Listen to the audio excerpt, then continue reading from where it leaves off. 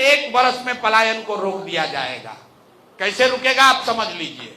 सरकारी नौकरी से ना हुई, खेती से ना हुई, फैक्ट्री से ना हुई। पहले आप समझिए कि पलायन का क्या पहलू क्या है।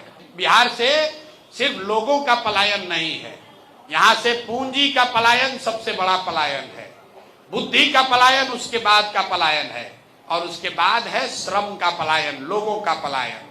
पूंजी का पलायन क्या है? अब 2 मिनट धीरज रख के सुनी तब बुझाई, दूसरा आदमी ना बताई। पूंजी जो है, जो आप कमाते हैं, जो खर्चा हो जाता है पैसा, उसके बाद जो बचता है, चाहे घर में रखिए या बैंक में रखिए, वही आपकी पूंजी है। तो ये पूंजी जो आप बैंक में रखते हैं, तो पूरे बिहार से हर आदमी बैंक में कुछ ना कुछ रुपया रखा था, और बैंक का ये काम है कि वो पूंजी आपको जो लोन के तौर पर देता है, काम करने के लिए, बिजनेस करने के लिए, घर बनाने के लिए, गाड़ी खरीदने के लिए, खेती करने के लिए, इसको RBI, reserve bank of India, एक आंकड़ा जारी करता है, सीडी रेशियो, कितना पैसा बैंक में जमा हुआ और कितना पैसा बैंक वालों ने ऋण के तौर पर समाज को वापस किया। तो पूरा देश में व्यवस्था बा कि जितना रुपया हमने के बैंक में देश भर के आदमी रखा था, उनमें से कम 70 रुपया लोन के तौर पर बैंक को वापस देना है। ये रूल है। इस बैंक का स्वेच्छा नहीं है, उसको देना ही देना है। ऐसा नहीं कह सकता है बैंक कि सारा पैसा ले लिया और सब पैसा ले जाके स्टॉक मार्केट में लगा दिए। उसको 70% पैसा समाज को वापस देना है। इसको कहते हैं सीडी रेशियो। बिहार में रेशियो कितना? देश में अभी भाई सीडी रेशियो 74। मतलब 100 रुपया अगर बैंक में हमनी के जमा के लीजिए भारत के लोग, तो 74 रुपया बैंक वाला लोग लोन के तौर पर देलस। बिहार में क्या भाई? बिहार में सीडी रेशियो बा 40%। मतलब अगर हमनी के 100 रुपया बैंक में रखा था लीजा, तो 40 रुपया लोन के मिला था, 60 रुपया कहाँ जाता? बैंक वाला अपना इजा खंदक खोन के गढ़ा में तो पैसा रख ले नहीं के, वो पैसा कहाँ गया? वो पैसा बैंक वालों ने दूसरे राज्यों में भेज दिया, जहां पर उद्योग धंधा लग रहा है, जहां रोजी रोजगार हो रहा है। एक असर क्या होता? पिछला फाइनेंशियल ईयर में, पिछला वित्तीय वर्ष में बिहार की गरीब जनता ने कुल मिलाकर 4,21,000 करोड़ रुपया हम लोग बैंक में जमा किए। जितना बैंक बा सब मिला के 4,21,000 करोड़ रुपया बिहार के आदमियों में जमा कैलन। सीडी रेशियो अगर 70 रही देश के औसत के बराबर, तो 2,80,000 करोड़ रुपया बिहार में इन्वेस्ट होके के चाहत रहे, लोन मिले के चाहत रहे। लेकिन चूंकि 40% ही सीडी रेशियो है, तो 1,61,000 करोड़ रुपया यहाँ के लोगों को कर्ज के तौर पर मिला। बाकी पैसा कहाँ गया? बाकी पैसा चला गया गुजरात, आंध्र प्रदेश, तेलंगाना, केरल, महाराष्ट्र, आंध्र प्रदेश। वहां पर सीडी रेशियो कितना है? वहां पर सीडी रेशियो है 90, 95, 100, 105। तो एसबीआई में पैसा आप रख रहे नरकटियागंज में, और एसबीआई तेलंगाना में, हैदराबाद में लोन दे रहा है।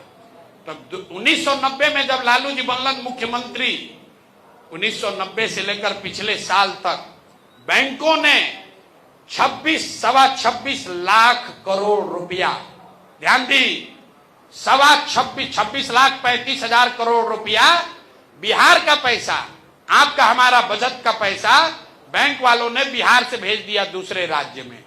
आप अंदाजा लगाइए, 26 लाख करोड़ रुपया अगर बिहार में उपलब्ध रही, तो कितना ज्यादा लोग यहाँ पर खेती में बढ़िया करता, कितना लोग रोजगार करता, कितना लोग घर बड़ा बनाता, कितना लोग गाड़ी नया खरीदता। अब आप कहिएगा भैया ये रउआ बतियाओ तो नहीं, दूसर तो कोई बोलते नहीं थे। अरे भाई, तो जे जाके वित्त मंत्री बारन उनका के बुलाई, ओकरा से पूछी कि भाई ये सीडी रेशियो का होला, तो ओकरा मालूम नहीं कि सीडी रेशियो का होला। अरे भाई, ये ऐसा नहीं है कि ये प्रशांत किशोर खोजे है। देश के स्तर पर ध्यान दीजिए, देश के स्तर पर प्रधानमंत्री के अध्यक्षता में कमेटी होती है, जो हर 15 दिन पर इसका रिव्यू करती है कि बैंक में कितना पैसा आया और सीडी रेशियो बना हुआ है कि नहीं। आरबीआई और फाइनेंस मिनिस्टर इसको बेजाबता कर कमेटी बा। राज्य के स्तर पर मुख्यमंत्री उस कमेटी के चेयरमैन हैं। लेकिन जैसे बिहार में सिपाही, दरोगा, बीडीओ, सीओ, टीचर, मुख्यमंत्री के सरकार के बात नहीं माना तो इसे बैंक वाला भी बात नहीं मान रहा है और कोई सुनने वाला नहीं है।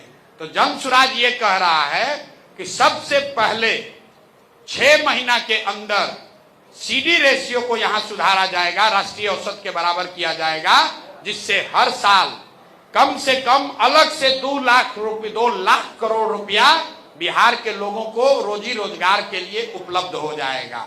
घर घर लोगों को पैसा मिलेगा जिससे रोजी रोजगार हो सकता है। दूसरी बात हम लोग कह रहे हैं कि मनरेगा को सीधे कृषि से जोड़ा जाएगा। बिहार में 55 लाख हेक्टेयर जमीन बा जहां खेती होला या खेती हो सकता है, उसमें सिर्फ 2 लाख हेक्टेयर जमीन ही ऐसा है जहां नकदी फसल की खेती होती है। एक स्वस्थ एग्रीकल्चर सोसाइटी में कम से कम 1/3 जमीन में नकदी फसल का खेती होना चाहिए। मसाला का, फल का, सब्जी का, गन्ने का जो नकदी फसल है, यहाँ बिहार में 55 लाख हेक्टेयर में सिर्फ 2 लाख हेक्टेयर में ही नकदी फसल की खेती हो रही है। नकदी फसल की खेती नहीं करने के पीछे जो कृषि को समझने गांव देहात के आप लोग हैं, 3 वजह है। एक कि उसमें मजदूर ज्यादा लगता है और मजदूर एजा मिलत नहीं खन।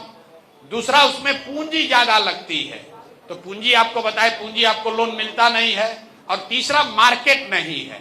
अगर आप उपजाइएगा आलू तो उसको कहीं रखने का, बेचने का, सब्जी का उपाय नहीं है। तो हम लोग ये कह रहे हैं, पूंजी की बात आपको बताई। दूसरी बात हम लोग कह रहे हैं कि मनरेगा को कृषि से जोड़ देंगे और किसानों को ये सुविधा हो जाएगी कि जो आदमी भी नकदी फसल की खेती करना चाहता है उसको मनरेगा का मुफ्त में मजदूर दिया जाएगा। उससे फायदा क्या हुई कि जो आदमी अभी धान उगा रहा है वो कल से लहसुन उगाएगा, उसको 1 एकड़ पर 2 मजदूर जो है वो मनरेगा का मुफ्त में मिलेगा। और 1 रुपया भी सरकार का खर्च नहीं है, क्योंकि ये पैसा दिल्ली सरकार से आता है। पिछले साल मनरेगा में बिहार सरकार के यूटिलाइजेशन बा 40%। मतलब अगर दिल्ली से हमने के 100 रुपया मिल सकत रहे तो हमने के 40 रुपया लेनी जा, 60 रुपया दिल्ली में सरेंडर कर देनी जा। तो दूसरा, अगर कृषि आधारित पलायन को रोकने के लिए हम लोग कह रहे हैं कि यहीं पर मनरेगा को कृषि से जोड़िए, ताकि लैंड प्रोडक्टिविटी, जमीन दरवा जितना बा उतने रही बढ़ ना सके, लेकिन उसी 1 एकड़ से आप नकदी फसल की खेती करके ज्यादा पैसा कमा सकें, लैंड की प्रोडक्टिविटी को बढ़ाया जाए। और तीसरा और अंतिम सुझाव जो हम लोग दे रहे हैं, यहां पर समाज में अगर वह गंभीरता से देखो तो लोन लेने से लोग डरते हैं। लोन लेने से लोग, कर्ज लेने से डरता है। क्यों? मूलधन से ज्यादा ये आदमी ब्याज से डराला। वह गुजरात और बिहार के आदमी के बैठाई तो गुजरात के आदमी के धंधा बिजनेस करे के बाद, दुकान खोले के बाद तुरंत कर्जा ले ली। बिहार के आदमी कर्जा लिहन बेटी के बियाह खाती, लड़का के पढ़ावे खाती, चाहे घर बनावे खाती। कह के भैया एगो कर्जा लेके दुकान खोल लो, कोनो काम कर लो, तो कहीं ना रे भाई इतना ब्याज, चक्रवृद्धि ब्याज हो जाए, मर जाए, वही में बर्बाद हो जाए, कर्जा नहीं खेले के। तो सोसाइटी में कर्ज के प्रति एक फीलिंग है कि भैया कर्ज नहीं लेना है। इसको बढ़ाने के लिए जन सुराज कह रहा है कि हर वो व्यक्ति जो रोजी रोजगार करना चाहता है, कर्ज लेकर, लोन लेकर, उसको अब 10% के बजाय 4% पर ओकरा लोन मिली और 6% ओकर लोन जौन बा ब्याज सरकार के ओर से भरल जाए। उसे क्या हुई, नया लड़का जौन बाड़ा सन वो 4% ब्याज पर लोन लेकर अपना काम शुरू करेगा। सरकार को फायदा क्या है कि 6000 करोड़ रुपया अगर हम खर्च करें सरकार से, ध्यान से सुनिए, 6000 करोड़ रुपया अगर बजट से खर्च कीजिएगा तो 1 लाख करोड़ रुपया लोन के तौर पर लोगों को मिल जाएगा। काहे? 1 लाख करोड़ रुपया लोन ले बैंक से तो 10,000 करोड़ हुआ उसका ब्याज। ब्याज में 4000 दिया आपने 4% से और 6% दिया सरकार ने, तो 6000 करोड़ का इस्तेमाल करके समाज में 1 लाख करोड़ का रोजी रोजगार का अवसर पैदा किया जाएगा। और हम लोग जब इसको कंप्यूटर में सिमुलेट करते हैं तो ये तीनों चीज अगर कर दिया जाए, यहां पूंजी अगर हर साल 2 लाख एक्स्ट्रा उपलब्ध हो जाए, मनरेगा को कृषि से जोड़ दिया जाए और जो लोग रोजी रोजगार करना चाहते हैं उसको सस्ते दर पर ऋण मिलने लगे, तो 1 साल में 50 लाख से ज्यादा लोगों के लिए यहाँ 10-12 हजार का रोजी रोजगार हो जाएगा। यही बात हम लोग बता रहे हैं। खाली नहीं कह रहे कि हो जाएगा, उसका पूरा ब्लूप्रिंट दे रहे हैं एक लाइन में कि पूंजी के पलायन को रोक के बुद्धि का पलायन रोका जाएगा, और जिस दिन पूंजी और बुद्धि का पलायन रुक गया उस दिन श्रम का पलायन, व्यक्ति का पलायन अपने आप रुक जाएगा।